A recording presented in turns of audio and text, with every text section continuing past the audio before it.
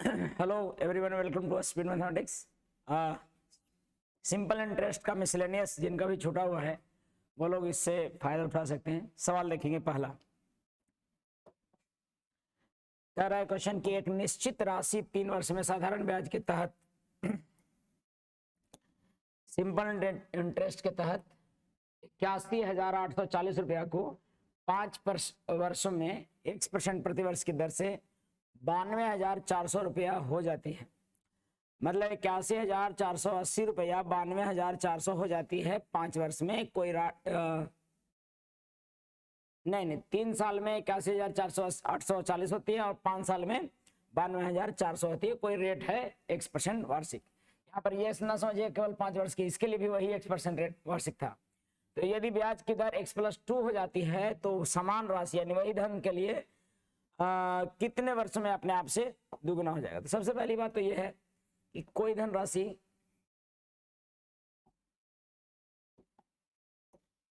तीन वर्ष में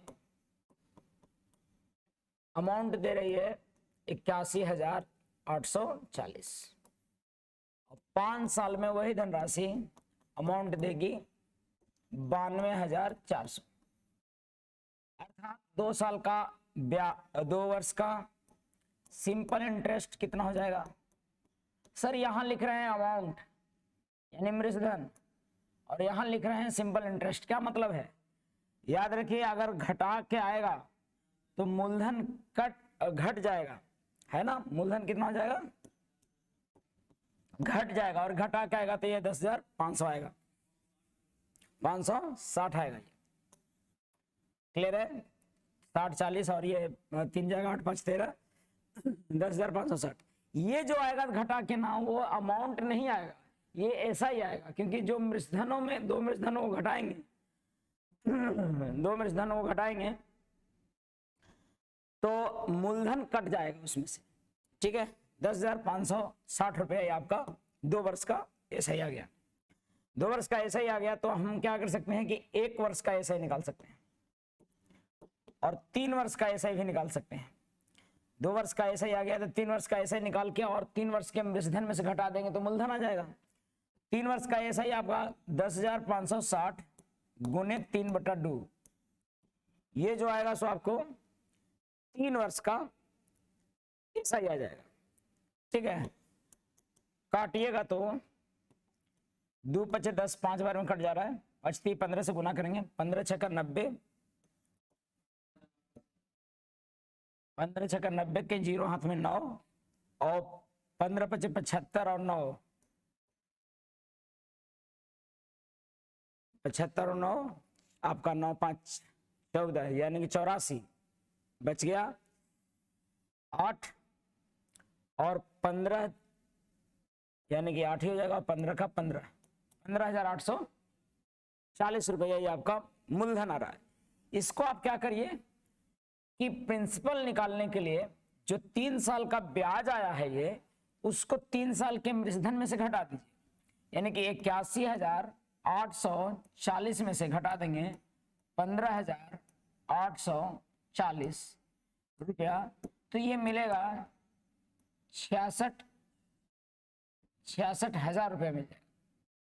ठीक है, ये मूलधन मिल जाएगा 66,000 रुपया। अब मेरा मूलधन मिल गया है, मुझे ब्याज पता है, टाइम पता है, तो मैं रेट निकाल सकता हूं। रेट बराबर आपका हो जाएगा, मैं 2 साल का ही ब्याज ले लेता हूं, 10,560 गुने 100, मेरा मूलधन कितना है 66,000, है ना। और समय कितना है आपका 2 वर्ष, तो रेट आपका आ जाएगा काट पीट के, जो भी काटने से आ रहा 3 0 से 3 0 ये कैंसिल हो गया है। ये काट पीट के आ जाएगा 8%। और अगर 8% आ गया रेट तो कहता है कि अब का जो ब्याज दर होना चाहिए वो 2% अधिक होना चाहिए पहले वाला से। अब ब्याज कितना होगा, अब दर कितना होगा, अब दर हो जाएगा 8 + 2 यानी कि 10%। ये सवाल कह रहा है तो कि वही धन समान राशि कितने वर्षों में अपने आप से दोगुना हो जाएगा। तो 10% के हिसाब से कितने साल में दोगुना हो जाता है कोई धन। तो भाई 10% के हिसाब से दुगना होना है, यानी कि प्रिंसिपल से अमाउंट दुगना हो जाता है, यानी कि ब्याज 1 रुपया हो जाता है। कितना समय लगेगा ये पूछ रहा है। समय बराबर ब्याज गुने 100 बटा मूलधन गुने ये जो आपका ब्याज था, ये 1 लिखा है हमने ऊपर, मूलधन भी 1 माना है। तो समय कितना रेट है आपका 10 वर्ष, यानी कि सॉरी 10%। 10% के हिसाब से कितना हो जाएगा 10 वर्ष इसका समय हो जाएगा। कोई भी कहता है कितने वर्ष में दुगना हो जाए तिगुना हो जाए, तो आप नॉर्मली क्या कीजिए 1:2 मान लीजिए। तिगुना हो जाएगा तो 1:3, तो ब्याज आप देख लीजिएगा कि कितना आ रहा है। तो ये आपका 10 वर्ष इसका था। तो एकदम घुमावदार सवाल ऐसे देता है, पहले केवल इतना ही देता था कि रेट निकालिए, है ना, अब उसको देखो कैसे कर करके दे रहा है। तो समझिए ये सवाल ठीक है, लेकिन थोड़ा सा एग्जाम में दबाव बना सकता है। आगे का सवाल देखिए दे रखा है,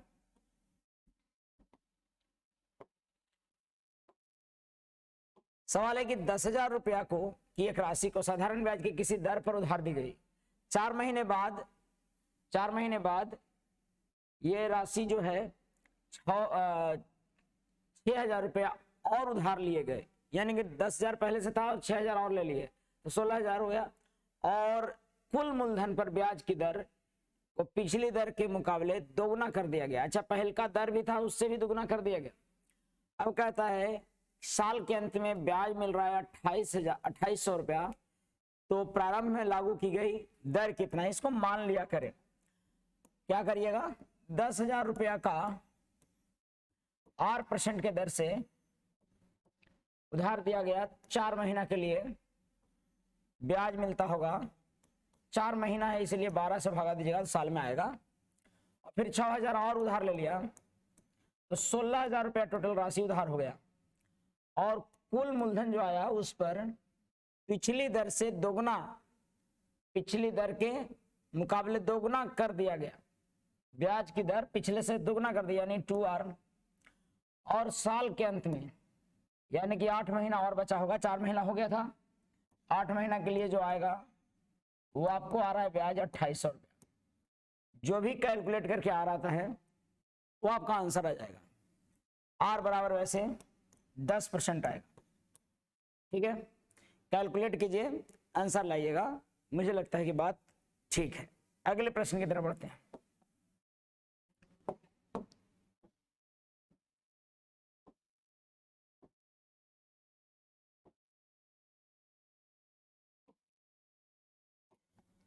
सवाल दे रखा है एक और, कहता है कि एक आदमी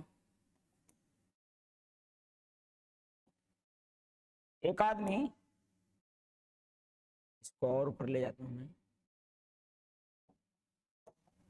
एक आदमी साधारण ब्याज की कुछ दर पर कुछ राशि ऋण लेता है। साधारण ब्याज की कुछ दर पर कुछ राशि ऋण लेता है, कर्ज लिया। 3 साल बाद ऋण की राशि दोगुनी हो जाती है, यानी कुछ कर्जा लिया और 3 साल बाद वो दोगुना हो गया। और ब्याज की दर 2% कम हो जाता है। 5 साल बाद यह राशि पूरे पर दिया गया कुल ब्याज 13,600 हो जाता है। तो उसी राशि के बराबर जब पहली राशि के 11.3 वर्षों के लिए उधार ली गई थी, मतलब कि कोई राशि शुरुआत में 11.1/3 वर्ष के लिए जो उधार ली गई थी, वो जो ब्याज आता किसी धन के लिए, मान लेते हैं कि धन वो 100 रुपया था, उसके लिए इतना वर्ष में जो ब्याज आता 8% रेट से, वो भी आता कितना 13,600। मैं ऐसा क्यों नहीं लिखता हूं कि x गुने 33 और 1 34/3 गुने 8% यानी कि 8/100 बराबर आपको 13,600 रुपया, यानी कि x इंटू R यहां पर से मिल रहा है हमारा 34 से काट दीजिएगा, 100 से 34 से कट जाएगा कितने बार में, देखो 34 से 136, ये 400 बार में यहां से कट जा रहा है। 4×3 12, यानी कि 12 पर कितने जीरो हो जाएंगे 4 जीरो हो जाएंगे XR का वैल्यू। अब ये कह रहा है कि एक आदमी साधारण ब्याज की कुछ दर पर कुछ राशि उधार लेता है। साधारण ब्याज की कुछ दर पर कुछ राशि उधार लिया, यानी कि 100 रुपया 8% की दर से हम मान लिए हैं उधार लेता है। 3 साल बाद 3 साल का ब्याज जो यहाँ पर आ जाएगा, 3 साल बाद जो आ जाता है ये वो ब्याज, और फिर राशि को दुगना कर दिया जाता है यानी 2x राशि, और क्या किया गया, ब्याज की दर को 2% कम कर दिया जाता है। तो R-2 को 5 साल बाद यानी कि 5 वर्ष के लिए कुल ब्याज दिया जाता है ये 13,600। आप देखिएगा बाबू, अगर मैं इन दोनों का वैल्यू 12 पर 4 जीरो लेता हूं, 2 जीरो तो कट जाएगा, बरतीय 3600 आ जाएगा। x इंटू आर का वैल्यू 12 पर 4 जीरो है, 2 जीरो कट जाएंगे तो बरतीय 3600 आ जाएगा। यानी कि आप यहां पर से देखिएगा तो ये मिलेगा 2xr माइनस नहीं बल्कि 10xr, 5 दूनी 10, 5 दूनी 10, 10xr, या फिर एक काम करिए ना, 10 तो कट ही जा रहा है, xr माइनस 2 बटा 10 बराबर 13,600 में से घटा देंगे बरतीय 3600, ऐसा दिख रहा होगा, ताकि 2 जीरो से 2 जीरो कट जाएगा, है ना। अब 5 दूनी 10, ये 5 दूनी 10 कट गया इससे, तो XR इंटू 2x हो जाता होगा यहाँ पे, XR इंटू 2x, यहाँ पर ध्यान दीजिएगा, XR माइनस 2x, और यहाँ बच गया कितना 100। तो 13,600 में से 3600 घटाइएगा, मिलेगा आपका 10,000, और ये जो है आपका 10,000 और x इंटू आर 12,000 था, ये 12 पर 4 जीरो था माइनस 2x, और गुने इधर हो जाएगा कितना, तो ये जो आ रहा होगा 12 पर 4 जीरो, यहां पर कुछ गड़बड़ हो गया है क्या, इसमें से x था ही नहीं, इसमें केवल कितना था 10 था, तो यहां पर 0 आ जाएगा। देखो ये घटा क्या रहा है कितना आपका 10 पर आपको ये यहां पर कितना आ रहा था 10,000 आ रहा था, ठीक है। तो यहां पर जो आ जाएगा 2x बराबर वो आ जाएगा 2,000, नहीं 2 पर 4 जीरो, ठीक है।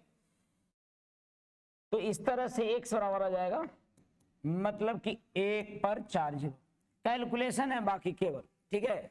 मुझे लगता है कि आपको कैलकुलेशन अगर ठीक ढंग से कर लेते हैं एग्जाम में तो इस क्वेश्चन में जान नहीं है, लेकिन हाँ कैलकुलेशन तगड़ा वाला है, आपको केयर करके कैलकुलेशन करना है, क्योंकि ये ऑथेंटिक जितना बनाइए उतना ही काम, आप हो सकता है छोड़ सकते हैं, लेकिन जैसे जैसे बोलता है वैसे वैसे लिख देना। पहले तो लास्ट वाला देगा, जबकि इतना वर्ष में इतना वही ब्याज मिल रहा है, इससे पकड़ना है, लास्ट से चलना है। क्वेश्चन एक बार फिर से समझिएगा, कहता है कि 13,600 रुपया यानी कोई धन था 8% की दर से 3 साल में जो ब्याज मिला, फिर उस धन को दुगना कर दिए, दर को कम कर दिए, फिर 5 साल में जो ब्याज मिला, टोटल ब्याज मिलता है 13,600, और 13,600 तब भी ब्याज मिलता है जब उसको 11.3 वर्ष के लिए लगाया गया उसी दर से उसी धन। तो पहले तो यहाँ दर और धन रेट और मूलधन दिया हुआ ही नहीं है, वहां से निकाल लिए, फिर उसके बाद मूलधन निकल गया। अगर हो सकता है रेट पूछ दे इस सवाल में तो फिर यहाँ से रेट आपको काट के निकल जाएगा, यानी 12% इसका रेट आएगा। समझ आ रहा है? आगे बढ़ता हूं।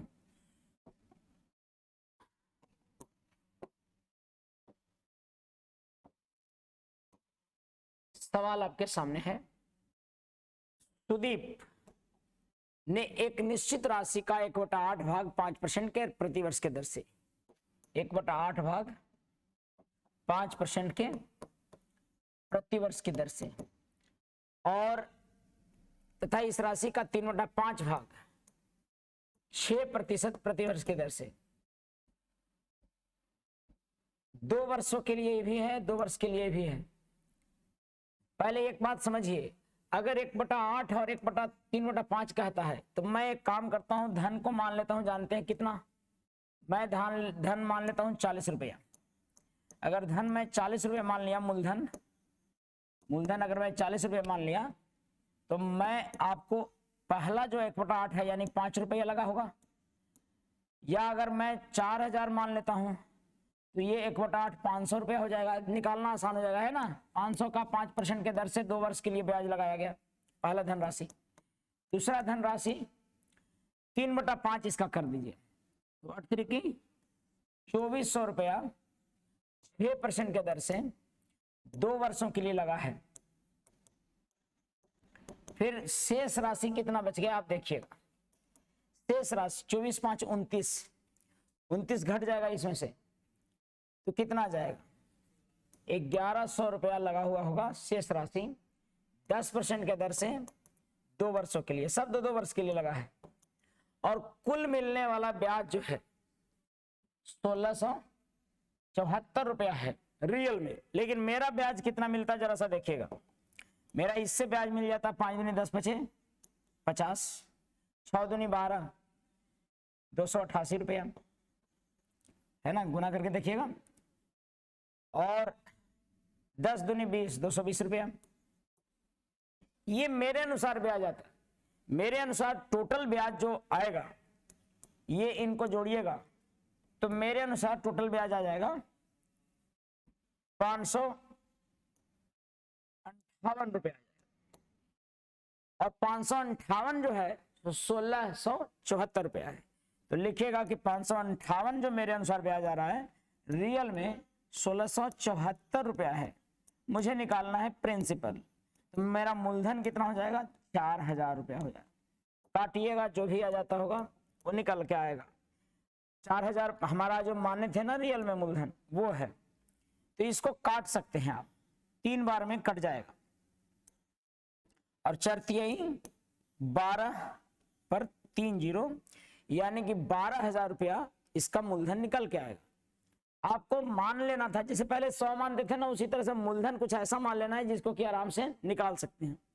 आप यहाँ पर 40 भी मानकर निकाल सकते हैं, लेकिन मैं जब 100 मानकर निकाला ताकि आपको 4000 मान के निकाला ताकि आपको आसानी से मूलधन आ जाए। प्रश्न अगला,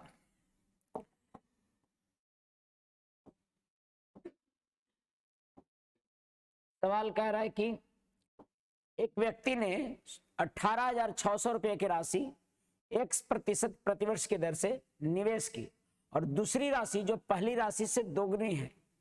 अच्छा, यहां पर 18,600 रुपये की राशि X% के दर से निवेश की, दूसरी राशि जो पहली यानी 18,600 की दुगनी यानी कि 37,200 रुपया, उसे इतना के दर पर निवेश की। दोनों पर साधारण ब्याज मिलेगा, दोनों पर साधारण ब्याज मिलेगा। यदि दोनों निवेश इतना वर्ष के लिए, कैसा मिलेगा, यहाँ पर कुछ होना चाहिए, बराबर मिलेगा क्या,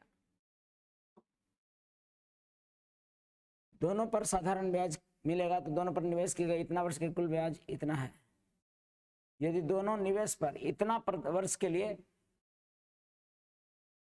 कुल निवेश कुल इतना रुपया है तो दूसरे वर्ष पर निवेश की गई दर कितना है।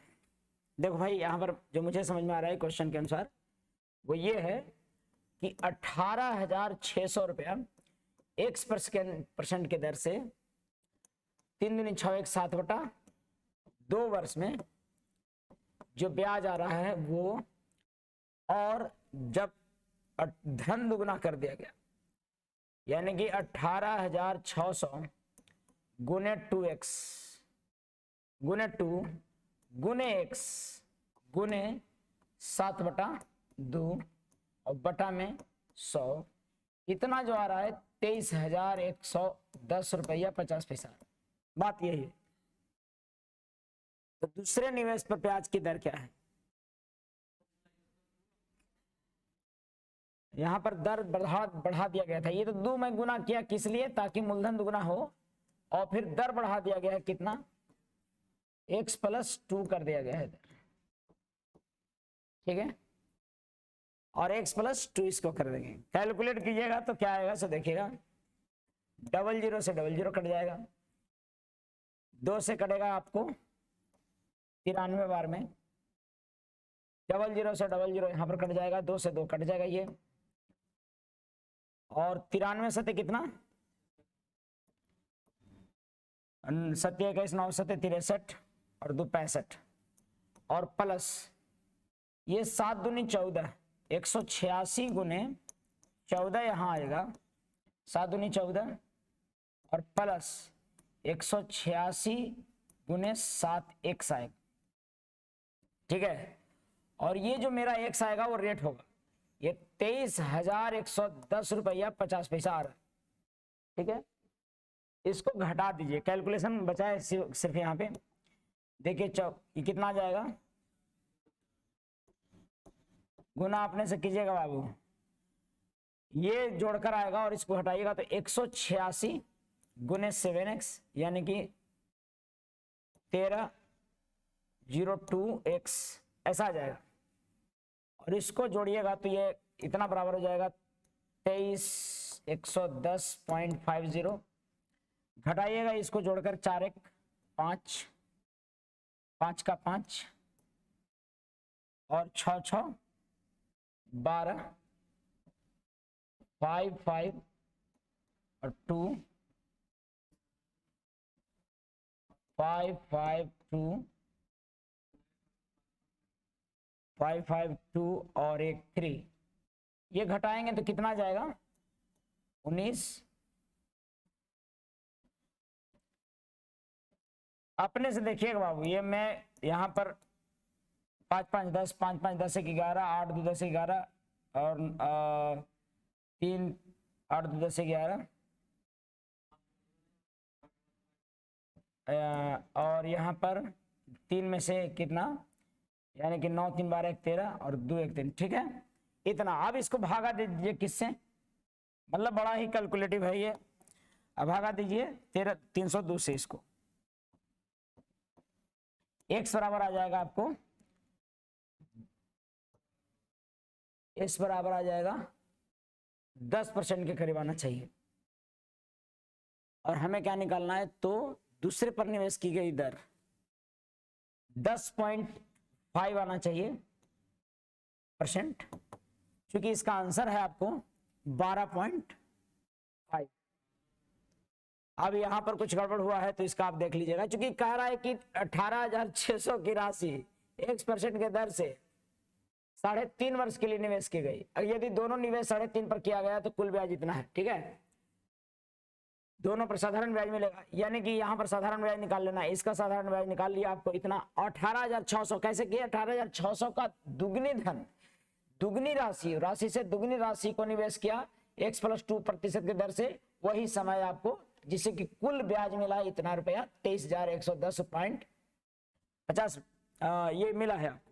फिर इससे निकाला हमने ब्याज, फिर इस पर ब्याज निकाला, इसको कैलकुलेशन में देख लीजिएगा यहाँ पर कैसे किया है हमने, 2 से 2 काट दिया, 7 दूनी 14 लिख दिया यहाँ पे, 14 गुने 7 दूनी 14, ये 186 गुना करते तो ये आता, और 7x गुना करते इसमें।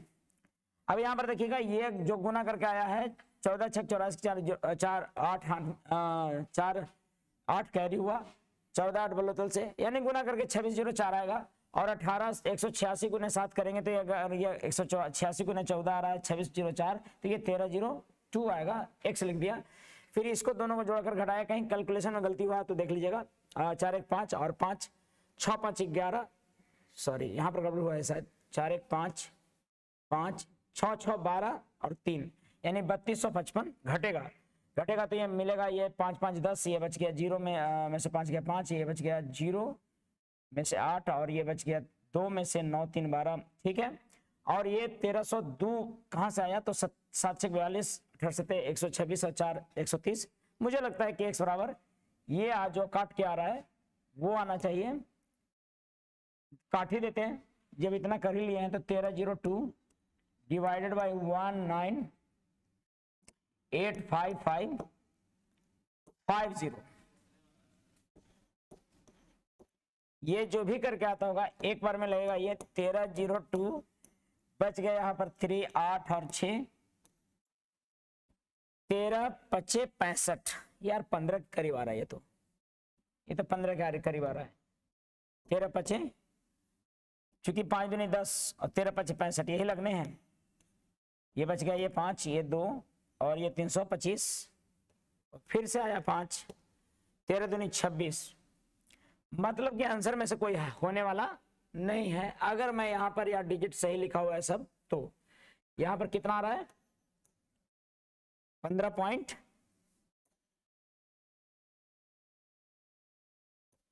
लगभग 225%। ये किसका वैल्यू आ रहा है, x का, तो उस हिसाब से तो x + 2 हो जाएगा 17.25 के लगभग। मुझे लगता है कि कुछ आंसर में त्रुटि है, या फिर एक बार देख लीजिएगा। लेकिन बनना केवल इतना ही है। देखो आपके सारे सवाल कैसे दे रहे हैं, ऐसे दे रहे हैं, इसको छोड़ के ऐसे दे रहे हैं जिसमें कि आप प्रॉपर रूप से फॉर्मूले लिखो, उसके बाद कैलकुलेट करो। आपको लिखना पड़ेगा, कोई उपाय नहीं है। देखो जैसे यहाँ पर भी है 2 गुना करके, हाँ ये अलग बात है कि आपका पहले से माइंड सेट है, लेकिन एग्जाम में एकदम ऐसे करना होगा आपको। कैलकुलेशन भी सोच समझ कर करना है। कैलकुलेटिव में थोड़ा इधर जो दे रखा है वो किधर, ये आपको फ्रैक्शन में दे रखा है ये ऐसा होना चाहिए था कि 10 से कट जाए, यानी कि जो आना चाहिए था यहाँ पर जो लिखना चाहिए यहाँ होना चाहिए था 13, तभी जाके 2%, यानी कि ये 1300 तो यहाँ पर लिखने में शायद गलती हुआ होगा, लेकिन इसके अनुसार आंसर यही आना चाहिए। ठीक है, 17.25। बढ़ता हूँ अगला सवाल।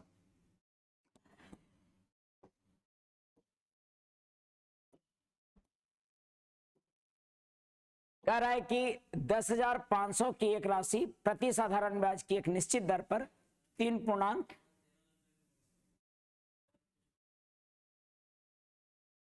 10,500 रुपए की एक राशि प्रति साधारण ब्याज की एक निश्चित दर पर 3.4 वर्षों में 13,825 हो जाती है।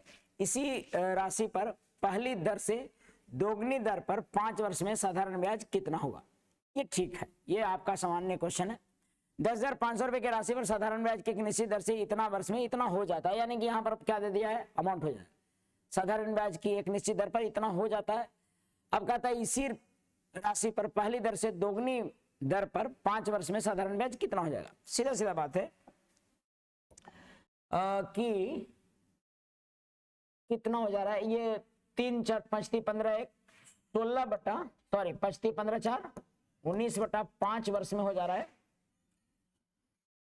13,825, यानी ब्याज कितना दे रहा है, ये 10,000 घटा दीजिए, इसमें 10,500 घटाइएगा तो क्या मिलेगा, यहां पर ये 3,325 रुपये मिलेगा क्या, यानी कि ये 5 3 15 4 19/5 साल में कितना ब्याज दे रहा है, इतना। आपको पता है प्रिंसिपल ये अमाउंट था, ये उसमें से एसआई प्रिंसिपल घटाया हमने, तो क्या मिल रहा है, ये एसआई मिल रहा है, यानी कि 19/5 साल में 3,325 रुपये ब्याज दे रहा है। तो 5 वर्षों का साधारण ब्याज कितना होगा, यदि राशि पहले से दुगनी कर दिया। ठीक है, अब बताइए 1 साल में ब्याज साधारण ब्याज कितना होगा, 1 वर्ष का साधारण ब्याज बता सकते हो, भागा देंगे 19 से, कटेगा कितने बार में, 1 साल का साधारण ब्याज 3,325/19 गुने 5 आपको निकालिएगा 1 वर्ष में, तो 800, ये काटिएगा तो 19 दूनी 38 नहीं, एक बार में 19 लगेगा, और 9 4 13, यहां पर बच गया 1, 19 7 लग जाएगा, और फिर 5 बार में लगेगा 175 बार में लगेगा, 175 5 कितना, 17 5 85, 5 5 25, 875 रुपये हो जाएगा। यानी कि 1 साल का ब्याज कितना हो गया, 875 रुपया। 1 साल का ब्याज अगर 875 रुपया हो रहा है बाबू, तो आपको पता है 5 साल का ब्याज इतना गुने क्या हो जाता, 5, लेकिन धन क्या हो जा रहा है, दुगना, यानी कि 5 साल का ब्याज अगर रहता तब तो वही धन के लिए 875 गुने कितना होता, 5 होता, लेकिन दुगना धन के लिए वही धन होगा, तो वही धन के लिए कितना होगा, वही धन के लिए एसआई, वही धन के लिए ऐसा इतना होगा, लेकिन धन दुगना होता तब, धन अगर दुगना हो जाएगा ना, तो आपको जो ब्याज आ रहा है ना दुगुना हो जाएगा, तो ब्याज जो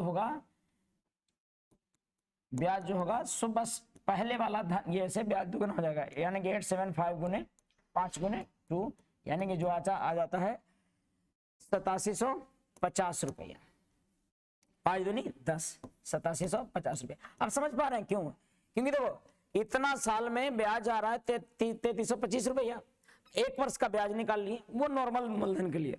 रेट चाहे पता नहीं क्या होगा। अब 5 साल के लिए तो जो 1 साल में ब्याज आ रहा है उसका 5 गुना हो जाएगा। यहां तक तो बात समझ में आ गया। लेकिन बात है कि दुगना क्यों किए? क्योंकि यदि मूलधन दुगना होता है या रेट दुगना होता है या टाइम दुगना होता है, सीधा उसका असर किस पर पड़ेगा? ब्याज पर। इसलिए ब्याज में मैंने सीधा दुगना कर दिया, मूलधन दुगना किया था। तो आगे बढ़ता हूं।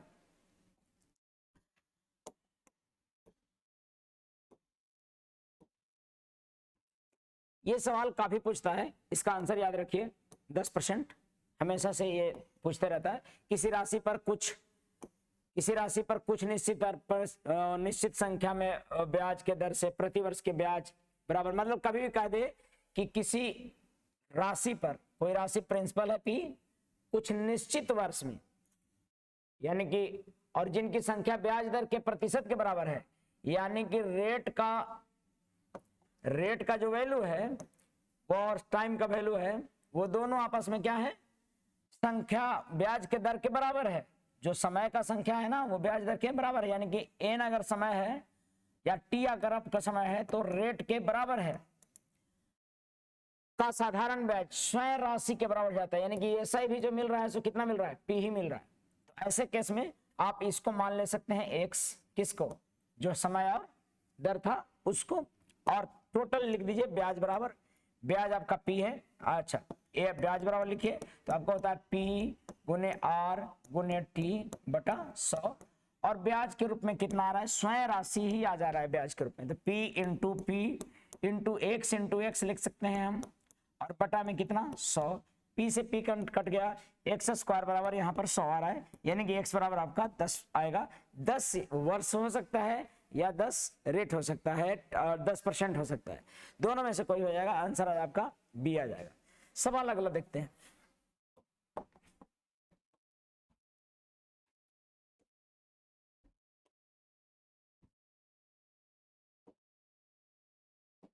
नहीं मानेगा ये।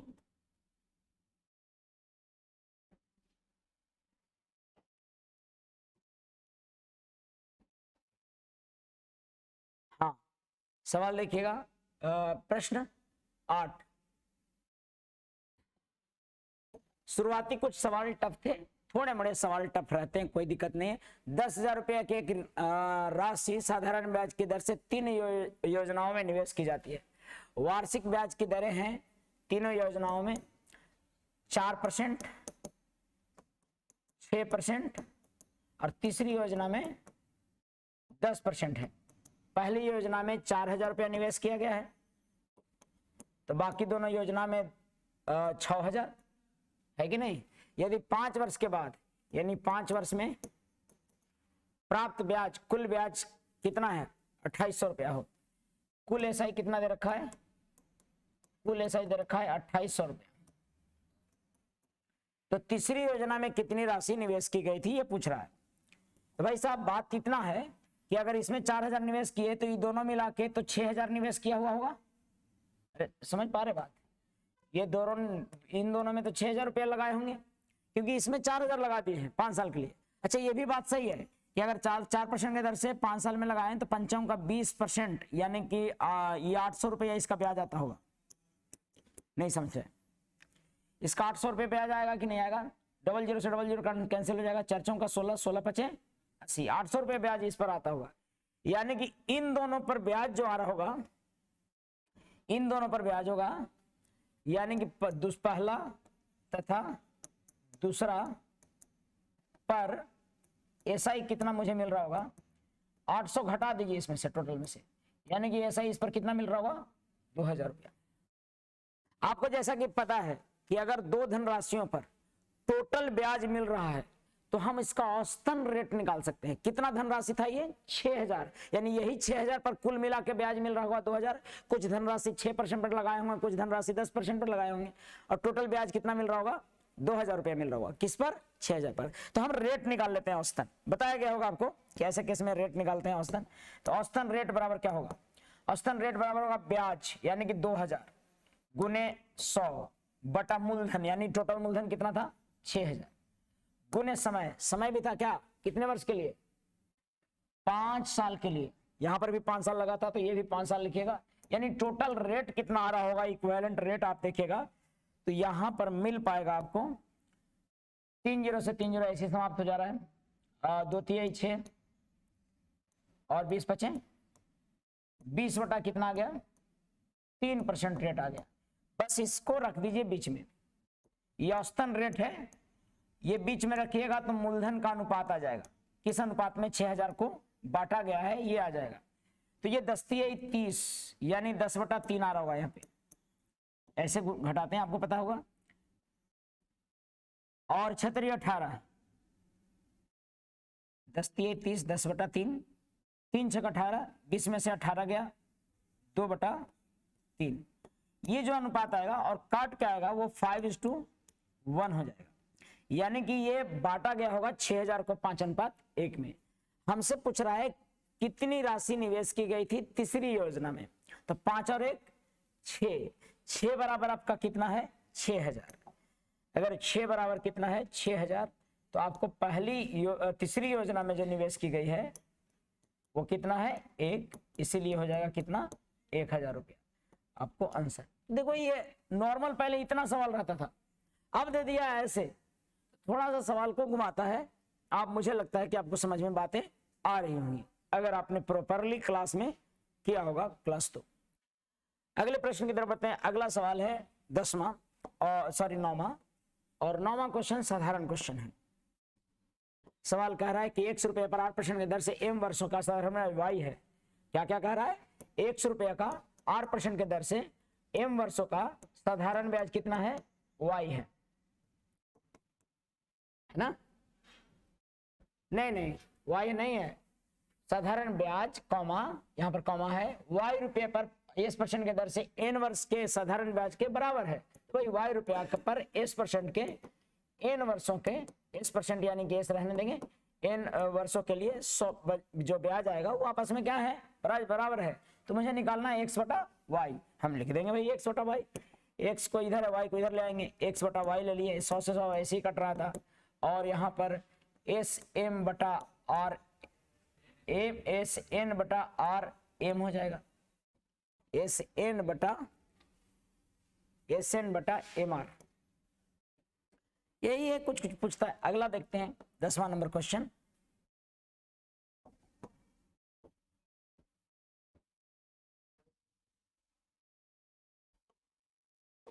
क्वेश्चन है अगर ए ने अपने मित्र बी से 1000 रुपये की राशि 31 दिसंबर 2015 को इस शर्त पर उधार ली गई कि वह इसे 1 वर्ष के बाद 12% के दर से लौटा देगा।